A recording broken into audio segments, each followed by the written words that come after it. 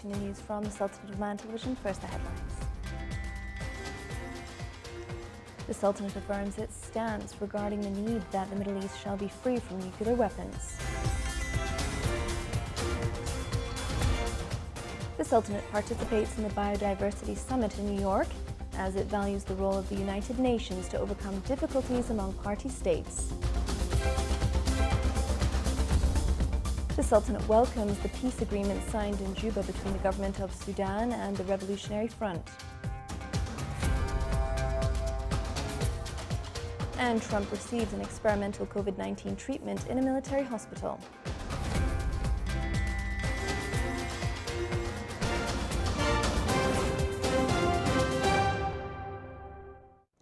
Those are the headlines, and now for the news in detail. The Sultanate affirmed its stance regarding the need that the Middle East shall be free from nuclear weapons. This came in a speech delivered by His Excellency Dr. Mohammed Al Hassan, the Sultanate's permanent representative to the United Nations, during the Sultanate's participation at a high-level meeting to commemorate and promote the International Day for the Total Elimination of Nuclear Weapons. The event was held at the United Nations in New York.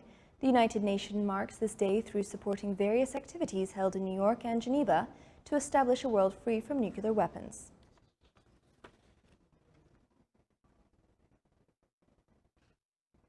Environment protection and natural resource preservation were among the main pillars of Oman Vision 2040 as priorities to achieve sustainable development in the country.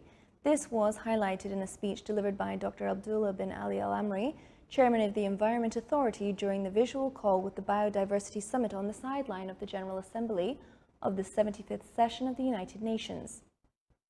His Excellency also stressed that the Sultanate values the role of Executive Secretary of Convention on Biological Biodiversity and its tireless efforts to overcome difficulties and coordinate among party states to implement the agreement and its two protocols.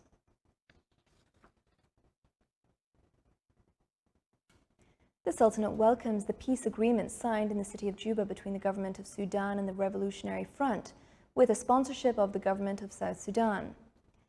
His Excellency Ali bin Suleiman Al Darmaki, the Sultanate's ambassador to Sudan, represented the Sultanate in the signing ceremony. The scheduled international flights have resumed operation from the 1st of October through the Sultanate's airports. More details in the following report. The scheduled international flights have resumed operation from 1st of October through the Sultanate's airports after suspension that began at the end of last March due to COVID-19 pandemic. Oman airports imposed preventive measures on arriving and departing passengers to limit coronavirus pandemic and ensure the safety of all. Oman airports, in partnership with the Supply International in collaboration with Chinese company BGI, have set up COVID-19 testing facilities at Muscat International Airport, Salalah Airport, Sohar Airport and Duqm Airport that allow passengers undergo a PCR test to boost early detection and containment of the virus in accordance with the health safety protocols and measures set by the competent authorities to ensure the safety and health of passengers, cabin crews, employees, and all individuals who utilize the airports.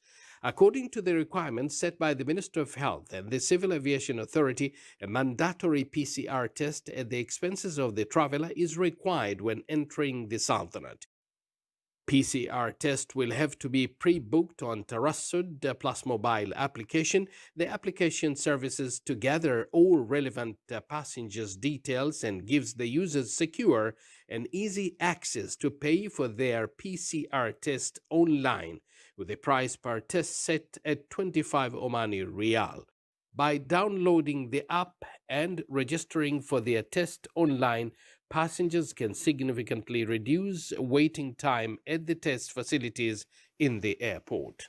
If the test findings are negative, passengers staying less than 7 days will continue their stay in the Sultanate normally and follow the guidelines of the Minister of Health according to the adopted medical protocols. Passengers staying more than 7 days are required to wear a wristband and follow a 14-day quarantine if the tests are positive. The passengers will have to abide by the self-isolation restrictions.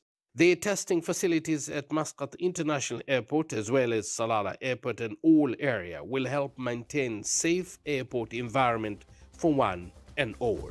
Abdullah bin Ahmed al-Rubai, Sultanate of Oman Television, Muscat. Still to come in our news bulletin. French Spider-Man scaled one of Frankfurt's skyscrapers.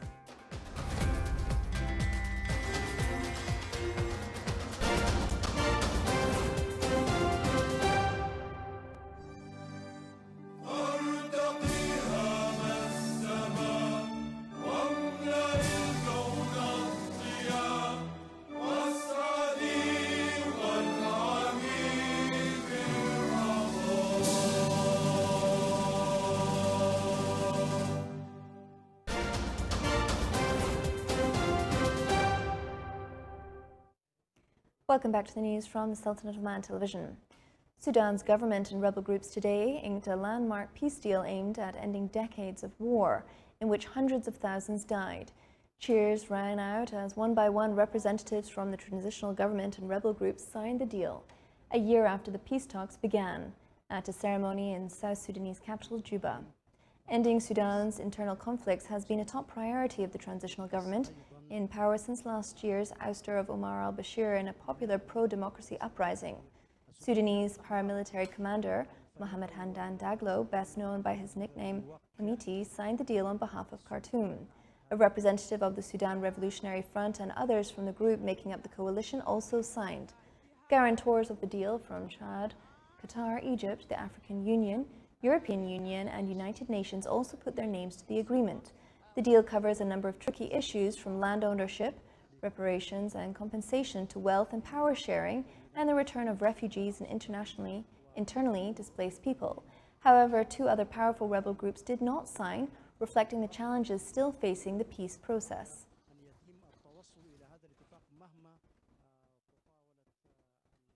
Armenia and Azerbaijan today said heavy fighting is continuing in their conflict over the separatist territory of Nagorno-Karabakh.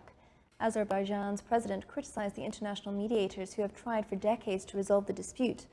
Fighting that started September 27th is the worst to affect Nagorno-Karabakh and surrounding areas since the 1994 end of a war that left the region in Azerbaijan under the control of ethnic Armenian local forces backed by Armenia.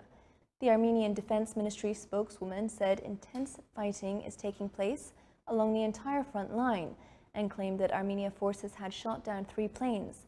Azerbaijan's defense ministry said Armenia forces had shelled civilian territory. Meanwhile, Armenia said that 51 more separatist soldiers had died in clashes with forces in the breakaway region as fighting over the disputed territory entered a 7th day.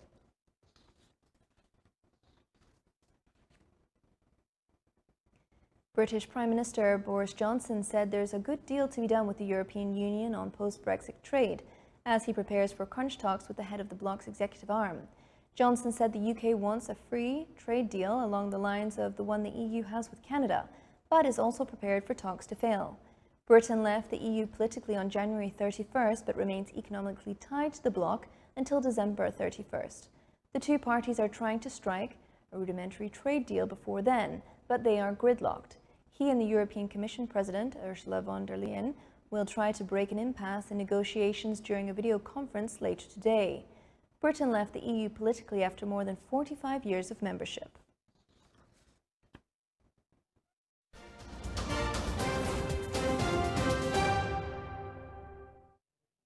Coronavirus is still here and continue to rise. Everyone should adhere to preventative measures by making sure proper steps are taken to protect one and all from this infectious disease of COVID-19. Here is a report by Abdullah bin Ahmed al-Rubai. With the rise in COVID-19 cases in the Sultanate and in many countries of the world, and whether those increases are still the first wave of the viral spread or a second wave is beyond the point. It is important to know that the virus is still here and everyone should still take steps to protect themselves and others from this infectious disease. So, what people have been doing to protect themselves and others from COVID-19? Hi, good afternoon. I am from Nepal. What I do to protect from COVID-19 I stick to prevention methods from Oman Ministry of Health, and I always advise my friends and remind them to keep serious on the prevention method. So all my friends, they do that, and sure I will do that also. To protect this from this COVID-19 for this long period, I have to protect myself safe by keeping a safe distance from the people and make them safe also as well. And the other thing is that to protect ourselves, and although the business, no business in the outside, that we inside and we can keep ourselves safe. I am from Turkey. What I do to protect myself, I apply preventive measure all the time to stay clear from coronavirus. I always stress that to my friends and all. So please, you too do that to stay safe and healthy. Oman government has giving all the proper instructions to preventing the COVID-19. We are the people living in Oman, and we have to follow the instructions to preventing COVID-19. It is easier to stop something happening in the first place than to repair the damage after it has happened. So prevention is better than cure. Follow the preventive measures, wash your hands frequently with soap and water, wear masks, and maintain social distancing. I'm from Germany, and I protect myself and others at home by disinfecting everything regularly and not meeting in larger groups than 3 people, and always maintain the social distancing. Stay safe and stay healthy, Oman. Public at every level have a responsibility to confront dangers of this pandemic before it gets out of hand. We will have to be fully engaged on the best course of action. It is vital that we act now to save many lives. Follow the preventive measures. Abdullah bin Ahmed al-Rubai, Sultanate of Oman Television, Muscat. The novel coronavirus has killed at least 1.02 million people since the outbreak emerged in China last December. At least 34.64 million cases of coronavirus has been registered. Of these, at least 23.92 million are now considered recovered. The United States is the worst hit country with 208,731 deaths. After the US, the hardest hit countries are Brazil with 145,388 deaths, Mexico with 78,492, and the United Kingdom with 42,268 deaths. Europe recorded 234,543 deaths, Asia 142,146, the Middle East 46,410, and Africa 36,229 deaths. U.S. President Donald Trump has received an experimental treatment, Regeneron's REGN-CoV-2, one of several experimental COVID-19 drugs known as monoclonal antibodies, which are used for treating a wide range of illnesses. The White House doctor, Sean P. Conley, said yesterday that Trump was doing very well, did not need supplemental oxygen, and had received a first dose of remdesivir, an intravenous antiviral drug sold by Gilead scientists that has been shown to shorten hospital stays. The president was in a military hospital today for treatment after testing positive for COVID-19, an extraordinary development that has upended the presidential race a month before the November 3rd election. Conley said 74-year-old Trump had mild fever. He is also taking zinc, vitamin D, famotidine, melatonin. India has crossed 100,000 confirmed COVID-19 cases, putting the country's death toll at nearly 10% of the global fatalities, and behind only the United States and Brazil. The health ministry also raised the country's confirmed caseload to more than 6.4 million, with heels of a growing crisis for the Prime Minister, Narendra Modi, and his government that has been criticized over the handling of the virus and doing very little to alleviate the contracting economy that has left millions jobless. Experts say the death toll is almost to the police operation that was set up to secure the area during the climb, and third, a drone that Robert's team used during the stunt wasn't authorized to fly. It's not the first time that Robert has visited Frankfurt. Last year he scaled another building there, the 153-meter Skyper building. Robert has climbed many of the world's tallest structures. In 2018, he was banned from climbing any buildings in Britain after scaling one of London's tallest skyscrapers without ropes and without permission. This is the Sultan of Oman Television. Before in tonight's bulletin, here are the main points once again. Sultanate affirms its stance regarding the need that the Middle East shall be free from nuclear weapons. The Sultanate participates in the Biodiversity Summit in New York as it values the role of the United Nations to overcome difficulties among party states. The Sultanate welcomes the peace agreement signed in Juba between the government of Sudan and the Revolutionary Front. And Trump receives an experimental COVID-19 treatment in a military hospital. With that, we come to the end of tonight's news bulletin. From all of us here at the Newsroom and the studio, it's good night.